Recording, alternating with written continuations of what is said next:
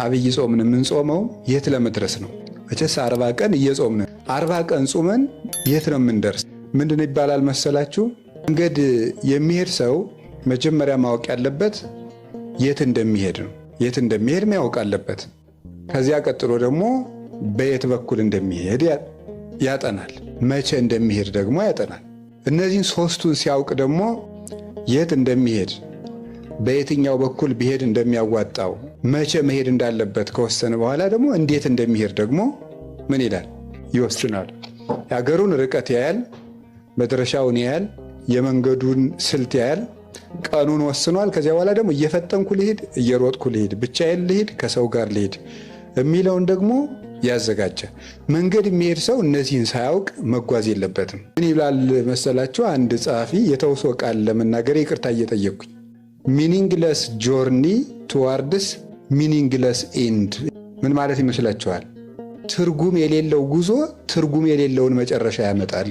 ትርጉም የሌለው ጉዞ ትርጉም የሌለውን ምን ያመጣል? መጨረሻ ያመጣል። ወይም ደግሞ ትርጉም የሌለው ጉዞ መጨረሻውም ትርጉም የለውም ነው። መጨረሻው የሚያምረው ጉዞ ሲታወቅ ነው። ያላወቁት መንገድ ካወቁት ሀገር አያደርስም። ካወቁት ሀገር የሚያደርሰው ባወቁት መንገድ ይሄዱ እንደሆነ ነው።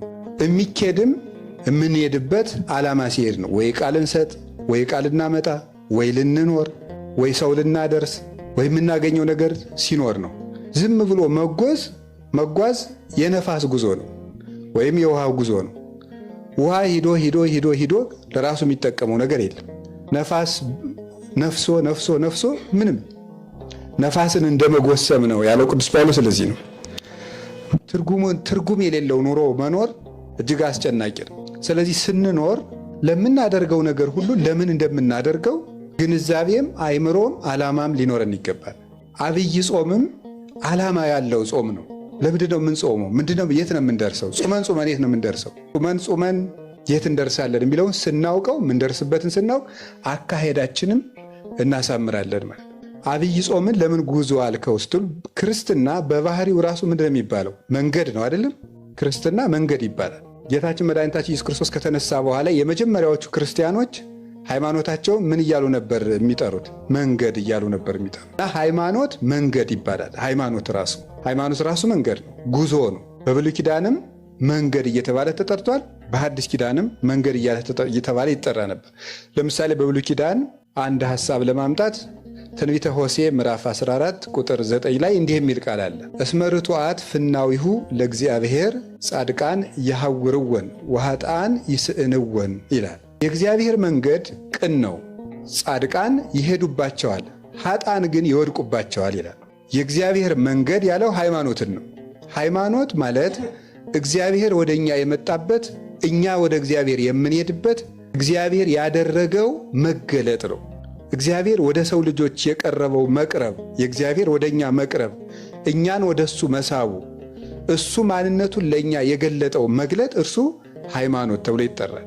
ስለዚህ ሃይማኖት ማለት ሰው ወደ እግዚአብሔር፣ እግዚአብሔር ወደ ሰው የሚመጣበት። እኛ ወደ እግዚአብሔር ከመሄዳችን በፊት እግዚአብሔር ወደ እኛ ነው የመጣው። ቀድሞ በጥንተ ፍጥረት እግዚአብሔርን በባህሪው ፈልጎ ሊያገኘው አይችልም፣ እግዚአብሔር ራሱን ካልገለጠ በቀር። ወደ ተገለጠው እግዚአብሔር እንሄዳለን እንጂ እኛ ያገኘነው እግዚአብሔር የለም። ራሱን ወደ እኛ የገለጠ እግዚአብሔር ነው እንጂ ያለ ሰዎች ፈልገው ተመራምረው ያገኙት እግዚአብሔር የለም። ለምሳሌ አብርሃም እግዚአብሔርን አግኝቷል፣ ሙሴ ጸሊም እግዚአብሔርን አግኝቷል እንላለን። ያን የተገለጠውን እግዚአብሔር ነው ያገኘ። እግዚአብሔር የሰው ልጅ መሻት ነው የምትባል እንጂ እግዚአብሔር እንደ ዕቃ ተፈልጎ አይገኝም። መሻት ይኑረን ነው። ለይትፈሳህ ልብ ዘይሐሶ ለእግዚአብሔር፣ እግዚአብሔርን በሕግ በአምልኮ የሚሻ ሰው ደስ ይበለው ተብሏል። እግዚአብሔርን እንፈልገዋለን። የምንፈልገው መሻታችን ነው እንጂ እንደ ዕቃ እግዚአብሔር እንደዚህ ተደርጎ እግዚአብሔር የሚባል አካል አገኘው እንደዚህ ያለ ነው የሚባል አይደለም። ራሱን ነው እግዚአብሔር ለሰው ልጆች የገለጠ። ያ የተገለጠው እግዚአብሔር ወደ እኛ ራሱን የገለጠበት መንገድ ሃይማኖት ይባላል። እኛ ደግሞ እሱን ያን የተገለጠውን እግዚአብሔር አንድነቱን ሦስትነቱን አምነን የምንሄድበት ደግሞ መንገድ እርሱ ደግሞ ሃይማኖት ይባላል። ስለሱ የተቀበልነውን እውነት ተቀብለን ወደ እሱ የምንሄድበት ጎዳና እሱ ሃይማኖት ይባላል። ጌታችን መድኃኒታችን ኢየሱስ ክርስቶስ ወደዚህ ዓለም ምን አለ ነው የተባለው? ብሉይ ኪዳን ላይ ራሱ እግዚአብሔር አመጋገቡ ሰዎችን ሲመግብ የመንገድ ሥራ ነበር የሚሰራው አይደለም። እግዚአብሔር በገነት ምን ሲል ሰማ አዳም ነው የሚለው? ሲንቀሳቀስ ሰማ አይደለም የሚለው? እግዚአብሔር በገነት ሲንቀሳቀስ ሲያንኮሻኩሽ አዳም ሰማው ይላል። ከዚያ አብርሃም ላይ ስትደርሱ ምን በል ነው ያለው? ከዘመዶች ተለይተህ ምን በል ነው? ሂድ። መንገድ ነው አሁንም እግዚአብሔር የሚያሳየው ማለት ነው። መንገድ ነው የሚያሳየው። ወደ ግብፅ ምን አትበል፣ አትሂድ። መንገድ ነው ይሄ። ያዕቆብ ከየት ወደ የት ነው ሄደው? ከከነዓን ወደ ሶርያ ሄደ አይደለም? አሁንም ደግሞ ምንድን ነው ያለው እግዚአብሔር? ወደ ቤቴል ምንድን እንበል ነው ያለው? ተመለስ፣ ሂድ ነው የሚለው እግዚአብሔር ያዕቆብን። ከዚያ በኋላ ደግሞ ከወለደ በኋላ በሀገሩ መኖር ከጀመረ በኋላ ወደ ግብፅ ምን በል ነው ያለው? ሂድ፣ ወደ ግብፅ ውረድ። አሁንም ከግብፅ ወጡና የ40 ዓመቱ የእግዚአብሔርና የሰው ልጅ ግንኙነት የምን ግንኙነት ነበረ? የመንገድ ላይ ግንኙነት ነበረ። የመንገድ ላይ ግንኙነት ነበረ። ስለዚህ እግዚአብሔር የመንገድ አምላክ ነው ማለት ነው። እኛም መንገደኞች ነን ማለት። እግዚአብሔር ደግሞ የመንገዳችን መሪ ነው። ስለዚህ ቅዱስ ዳዊት ምን አለ? ምርሃኒ እግዚኦ ፍኖተከ እንተ ባቲ አሐውር፣ አቤቱ የምሄድባትን መንገድ ምራኝ ብሎ ይጸልይ ነበር። አርት ፍኖቴ ወሁረቴ፣ መንገዶችን አቅናልኝ አካሄዴንም አሰማምርልኝ እያለ ይለምነው ነበር። ስለዚህ አባቶቻችን ወደ እግዚአብሔር የሄዱበት ነበር። አምላኬ አምላኬ ገይሳቤከ፣ አምላኬ ፈጣሪ ወደ አንተ ምን እላለሁ ነው? እገሰግሳለሁ። ጸማት ነፍሴ አንተን ተጠማች። ማይዜ እበጽሕ ወእሬ ገጾ ለአምላኬ፣ ደርሼ የፈጣሪን ፊት የማየው መቼ ነው? ጉዞ ነው። ወደ ሰማይ የሚደረግ ጉዞ፣ መቃተት፣ ናፍቆት ነው ሃይማኖት። ወደምንፈልጋት ወደ ነፍሳችን መዳረሻ ወደባችን ስለሆነ ከጥፋት አድኖ የሕይወት ወደብ ወደሚሆነን ወደ ክርስቶስ የሚደረግ ጉዞ ነው ሃይማኖት። ከዛ ጌታችን መድኃኒታችን ኢየሱስ ክርስቶስ ወደዚህ ዓለም መጣ። ይኸው መንገድ ነው። ይህም እኮ እግዚአብሔር ከሰማይ ወደ ምድር መጣና እናቱ የወለደችው የት ላይ ነበር የወለደችው? መንገድ እየሄደች ነው የወለደችው። ቤተልሔም ላይ መንገድ ልትቆጠር ሄዳ እዚያ መንገድ ላይ ነው የተወለደ። እንደተወለደ ምንድን ነው ያደረገው? መንገድ ነው የጀመረው። ወዴት ነው የሄደው? ወደ ግብፅ ነው የሄደው። ግብፅ ተመልሶ ወዴት ነው የሄደው? መንገድ ነው የሄደው። የት ነው የሄደው? ናዝሬት። በናዝሬት ሲያደግ ምን እያደረገ ነው ያደገ? እየሄደ ነው ያደገው። ከየት ወደ የት? ገሊላ ወደ ናዝሬት ወደ ኢየሩሳሌም እየሄደ ነው ያደገው። በምድር ላይ አንሶ ሰው ውስተ ምድር አይደል ያለ ቅዱስ ኤፍሬም። በምድር ላይ ምን አለ ነው? ተመላለሰ ነው። ሊጠመቅ ምን አለ?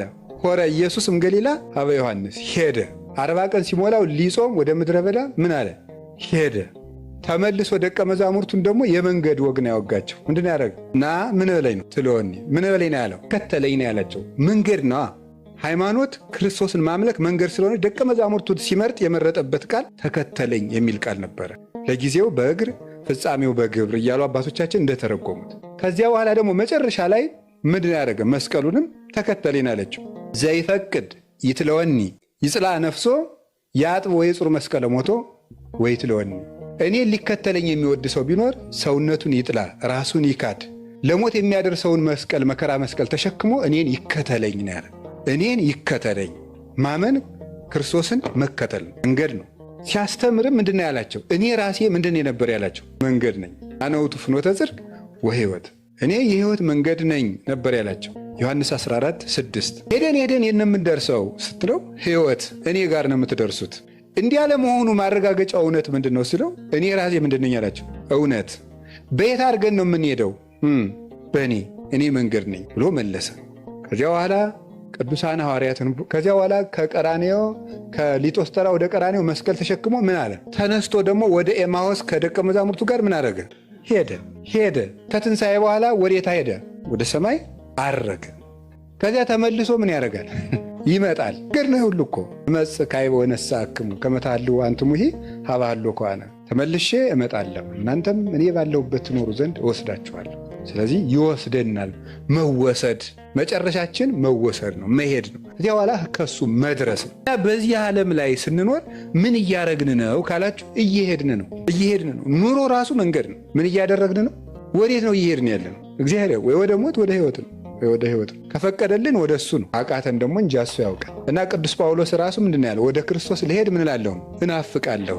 ልሄድ መሞት ራሱ መንገድ ነው። ወፍናው ይሁኒ ለሞት ዘእግዚአብሔር ውእቱ፣ የሞት መንገድ የእግዚአብሔር መንገድ ነው፣ የእግዚአብሔር ጎዳና ነው ብሎ ቅዱስ ዳዊትም ነግሮናል። ስለዚህ